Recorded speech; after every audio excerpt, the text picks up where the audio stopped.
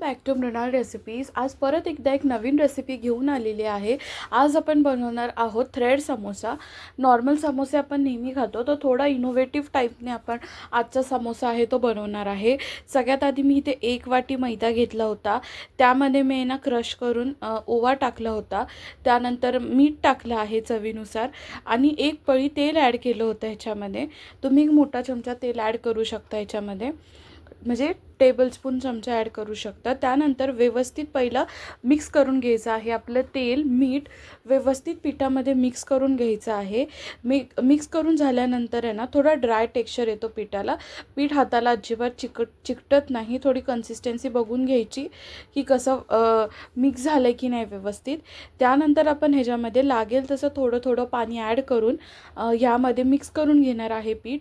आपण तेल यासाठी टाकतो कारण की आपलं पीठ जे आहे आपण डो बनवून ठेवतो ना, त्यानंतर ते कडक होत नाही, मऊ राहतं आणि लाटताना पण इझी पडतं लाटायला. त्यासाठी आपण ह्याच्यामध्ये तेल टाकणार आहोत. त्यानंतर व्यवस्थित मिक्स करून घ्यायचं आहे. डो एक सॉफ्ट डो ह्याचा रेडी होतो. मी तुम्हाला दाखवेनच की किती सॉफ्ट डो झाला होता. नंतर व्यवस्थित मिक्स करून घ्यायचं आहे आणि ना अर्धा तास तुम्हाला रेस्ट करायला ठेवायचं आहे डोला. आता इथे डो बनून झालेला आहे. लगेच साईडला मी ना आतली स्टफिंग करायला घेणार आहे. स्टफिंगसुद्धा खूप इझी इन्ग्रेडियंट्समध्ये मी बनवली होती. सगळ्यात आधी पॅन गरम करायला ठेवला. त्यामध्ये मी 1 पळी तेल ॲड केलं. तेल थोडं जास्त ॲड करा. तडका पण द्यायचा आहे आपल्याला अद्रक लसूणची पेस्ट आणि मिरचीचा. त्यासाठी सगळ्यात आधी इथे अद्रक लसूणची पेस्ट टाकली आहे. इथे मी रेडीमेड पेस्ट यूज केली होती, त्यामुळे त्याचा कलर थोडा वेगळा आहे. पहिलं त्याला तेलामध्ये व्यवस्थित फ्राय होऊन द्यायचं. अद्रक लसूणची पेस्ट फ्राय झाल्यानंतर त्याला थोडं तेल सुटेल. त्यानंतर आपण ह्याच्यामध्ये मिरची ना मी कट करून त्याला ठेचलं होतं. त्यानंतर मी त्याच्यामध्ये ॲड केली होती. तुम्ही मिक्सरला ग्राइंडसुद्धा करू शकता अद्रक लसूण आणि मिरची एकसाथ, आणि त्याची पेस्ट बनवून तुम्ही तेलामध्ये त्याला तडका देऊन फ्राय करू शकता. पहिलं व्यवस्थित आता दोन्ही भाजून घेतलं आहे. त्यानंतर मी ह्याच्यामध्ये ना बॉईल केलेले पोटॅटोज ॲड केले होते. 1 वाटी जर आपण मैदा घेत आहे तर त्याच्यामध्ये आपण 3 बटाटे घेणार आहोत. एक मीडियम साईजचा बटाटा आणि 2 मोठे बटाटे आपण बॉईल करून घ्यायचे आहेत. आणि ना बटाटे मी व्यवस्थित स्मॅश करून घेतले होते. स्मॅश करून कसे घेतले होते, म्हणजे स्मॅशरच्या यूजनी नव्हते घेतले, मी किसून घेतले होते बटाटे. कारण की आपल्याला जास्त जाडसर बटाटे नको हवे होते, त्यासाठी मी इथे खिसून घेतले होते आणि नंतर मी याच्यामध्ये ॲड केले. व्यवस्थित आपण मिक्स करून घेणार आहोत. आणि तेलामध्ये ना हळदसुद्धा टाकायची आहे. मी बोलताना विसरून गेली सांगायला की जेव्हा आपल्या मिरची आणि अद्रक लसूणची पेस्ट भाजून जाते त्यामध्ये आपण हळदसुद्धा टाकणार आहोत आणि त्यानंतर बटाटा टाकायचा आहे. व्यवस्थित मिक्स करून घ्यायचं आहे. हळद आपण टेस्टसाठी पण टाकलेली आहे आणि कलरसाठी सुद्धा टाकलेली आहे. एंडला शेवटी मी वरून चवीनुसार मीठ ॲड केलेलं आहे.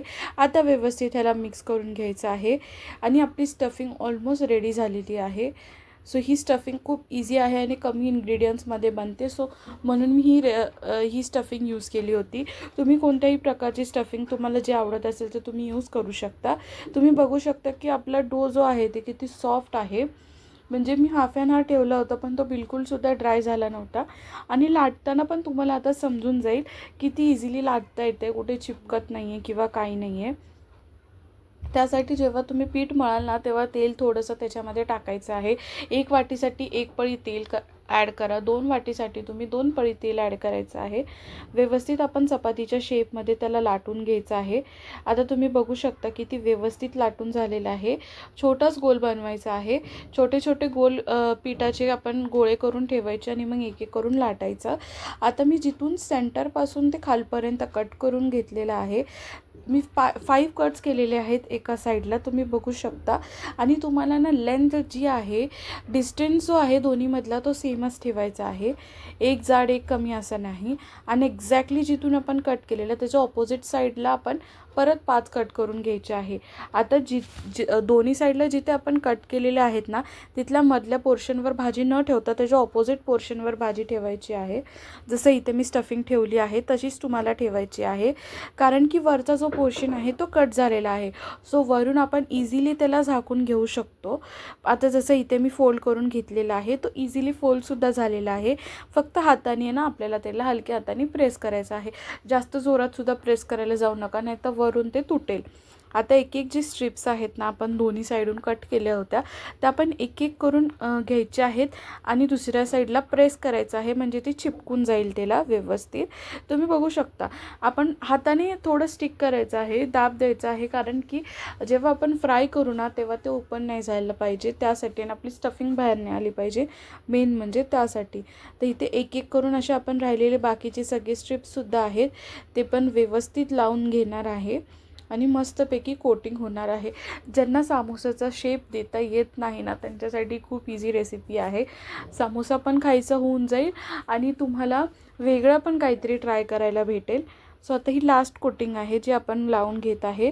ह्यानी खालची साईडून व्यवस्थित पॅक होऊन जातं, स्टफिंग बाहेर यायचे काहीच चान्सेस राहत नाही.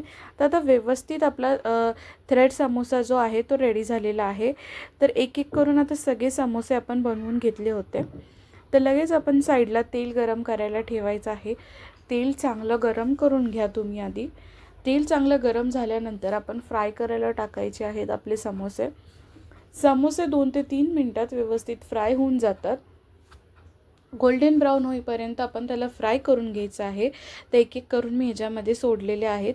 पण स्टार्टिंगला जेव्हा तुम्ही फ्राय करायला टाकताना तेल खूप गरम झालेलं असतं, सो तुम्हाला 30 ते 40 सेकंडमध्ये लगेच उलटंसुद्धा करायचं आहे, नाहीतर खालून करपून जाईल ते थोडं किंवा कडवट टेस्ट येईल तुम्हाला. त्यासाठी लगेच 30 टू 40 सेकंड्समध्ये टर्न करा. नेक्स्ट 2 ते 3 मिनटं तुम्ही व्यवस्थित फ्राय करा लो टू मीडियम फ्लेमवरती. भाजीसुद्धा आतून व्यवस्थित कुक व्हायला पाहिजे, त्यासाठी 2 ते 3 मिनटं व्यवस्थित फ्राय करा लो टू मीडियम फ्लेमवरती. फ्राय होऊन जाईल आणि त्याला गोल्डन कलरचा टेक्स्चर आल्यानंतर तुम्ही त्याला काढून घेऊ शकता. खूप खायला क्रिस्पी आणि तिखटसुद्धा लागतात हे समोसे, तो नक्की ट्राय करा. सॉससोबत तुम्ही खा किंवा हिरवी चटणी किंवा खजूरची चटणीसोबत तुम्ही नक्की ट्राय करू शकता. मला कमेंट करून सांगा तुम्हाला ही रेसिपी कशी वाटली. आणि तुम्हाला इथे मी एक काढून दाखवते की कसं दिसत आहेत आपले थ्रेड समोसे. रेसिपी आवडली असेल तर नक्की कमेंट करा. And thank you so much for watching.